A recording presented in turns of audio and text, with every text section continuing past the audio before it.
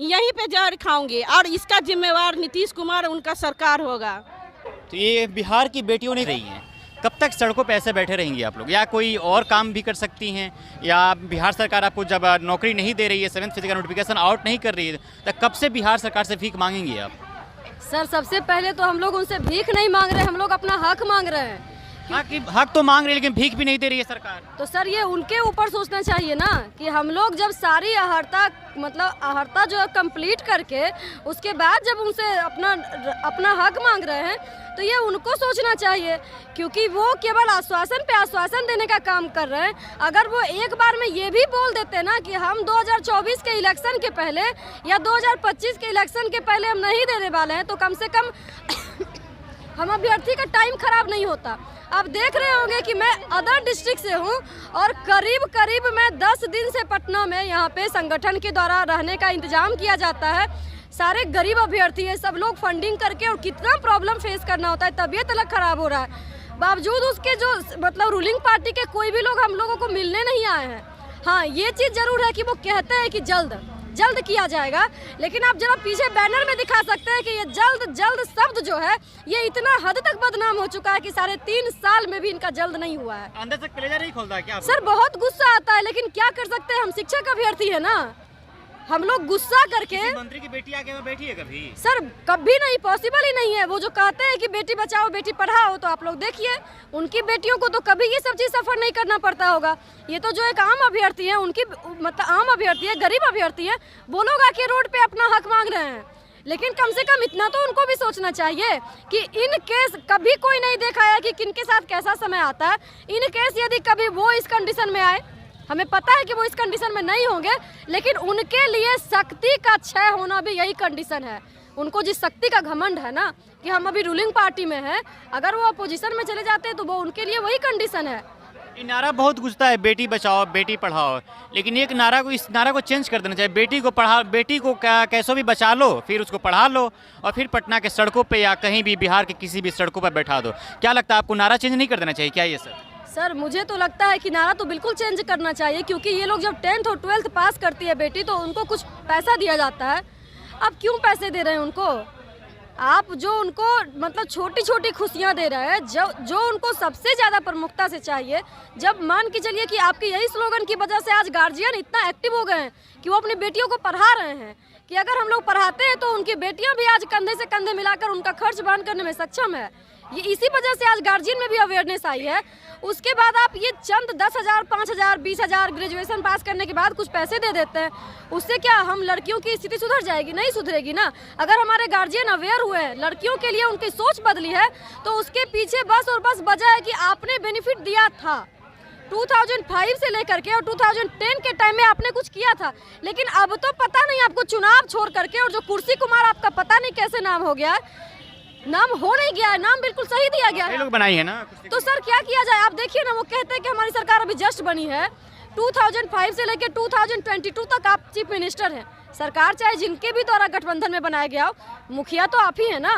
तो आपको कुर्सी कुमार नाम कोई गलत भी नहीं दिया है, मतलब आपको विकास पुरुष से आप कहाँ आ गए? एक तरफ नीतीश कुमार ये कह रहे हैं जो शिक्षक स्कूल में नहीं पढ़ा रहा है उसको फायर कर दीजिए, जो शिक्षक बढ़िया पढ़ा रहे हैं उसका सैलरी बढ़ा दीजिए, लेकिन शिक्षकों की नियुक्ति करने की बात नहीं कर रहे हैं वो। सर सोचिए, ये आपने बहुत ही अच्छा क्वेश्चन किया कि जो शिक्षक नहीं पढ़ा रहे हैं उनकी सैलरी बंद कर दीजिए, और जो शिक्षक अच्छे पढ़ा रहे हैं उनका इंक्रीमेंट कर दीजिए। लेकिन जो शिक्षक तमाम अहर्ता धारण करके और अपना हक मांगने आए, उनको लाठी से थूड़ दीजिए।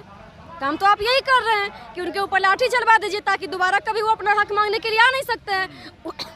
उनको आप याचना दीजिए, जेल का धमकी दिखाइए, उनको केस का धमकी दिखाइए कि हम आप पे केस कर देंगे, आपका करियर बर्बाद कर देंगे। तो आप कैसा मतलब डुअल मानसिकता आपका शो कर रहा है ना। एक महिला अभ्यर्थी होने के नाते गांव से बहुत सारी ताना मिलती होगी कि बेटी को इतना पढ़ाया लिखाया और आज बेटी वो पटना की सड़कों पर बैठने के लिए मजबूर है, उसको कैसे मतलब सहन कर पाती हैं आप लोग? सर क्या करें, हम लोग इतना हद तक अपने हक के लिए तो आगे आएंगे ना। आखिर क्या किया जाए? हम लोग समाज का ताना तो छोड़ दीजिए, समाज के तानों को तो इंसान 1% भूल भी जाए। मतलब बेरोजगार युवाओं की जिंदगी में इस तरीके से उनकी ज़िंदगी बर्बाद हो गई है कि समाज तो आपको कुछ पल के लिए ताना देने आएगा, घर के लोग आपको ताना देना शुरू करते हैं कि हम तुमको पढ़ाएं, तुम पैसा बर्बाद कर रहे हो, आखिर तुम लोग कोई लायक नहीं हो। तो बाहर वालों से तो इंसान बच के निकल जाए, घर वालों के ताने से कैसे बचे। लेकिन हम लोग फेस कर रहे हैं उन चीज़ों को, इसीलिए फेस कर रहे हैं कि कभी ना कभी तो शायद हमारा भी दिन चेंज हो, कभी ना कभी तो आपके भी दिमाग में ये आए कि नहीं, इन लोगों का जो मांग है इसको पूरा कर देते हैं। क्या नाम हुआ आपका? मेरा नाम चंचला कुमारी है। क्या आप पटना के सड़कों पे पिछले 3.5 वर्षों से बैठी हुई हैं? क्या अभी तक आपका शादी हुआ है क्या? बिल्कुल नहीं, और ना ही हमको लग रहा है कि नीतीश कुमार जी होने देंगे। तो पटना के सड़कों पे बैठेंगे तो कैसे शादी होगी? अब ये तो नीतीश कुमार जी बताएंगे कि कब मेरी शादी होगी और कब वो मुझे जॉब देंगे, क्योंकि जब शादी तक न करने का कारण क्या है? जब तक जॉब नहीं होगी तब तक शादी हम नहीं करना चाह रहे हैं, क्योंकि ये जिद है आपकी? हाँ, जिद है, क्योंकि सरकार की अगर जिद है कि हम लोग को जॉब नहीं देगी तो मेरा भी जिद है कि हम जॉब लेकर के ही शादी करेंगे। ऐसे शादी करने का क्या फ़ायदा? वहाँ ससुराल में ताने अलग मिलेंगे कि तुम दूसरे घर की बेटी हो, और यहाँ घर में ताने मिलते हैं कि तुमको दूसरे पराए घर की बेटी हो। तो हम लोग का अपना घर कहाँ है? मैं अपना घर बनाना चाहती हूँ और मैं अपना घर में रहना चाहती हूँ, मैं किसी के घर में नहीं रहना चाहती हूँ, क्योंकि मेरा अपना वजूद है, मैं अपने वजूद पे खड़ा उतरना चाहती हूँ। बिहार में बाहर है क्योंकि नीतीश कुमार है, और मैं कहती हूँ कि बिहार में बेरोजगार है क्योंकि कुर्सी कुमार है। बिहार में लोग लाचार हैं क्योंकि सरकार में नीतीश कुमार हैं। बिहार के लोग युवा बेरोजगार हैं क्योंकि सरकार में नीतीश कुमार हैं, और इनका मंशा जब भी बदलेगा कि हम रोजगार देंगे तभी हम लोग के लिए कुछ होगा। ये 30-40 हज़ार छठा चरण में ज्वाइनिंग कराए हैं और ढोल ऐसे पीट रहे हैं कि मानो ये कितने का नौकरी दे दिए हैं। आखिर हम अभ्यर्थियों, बिहार में ही क्यों ऐसा होता है?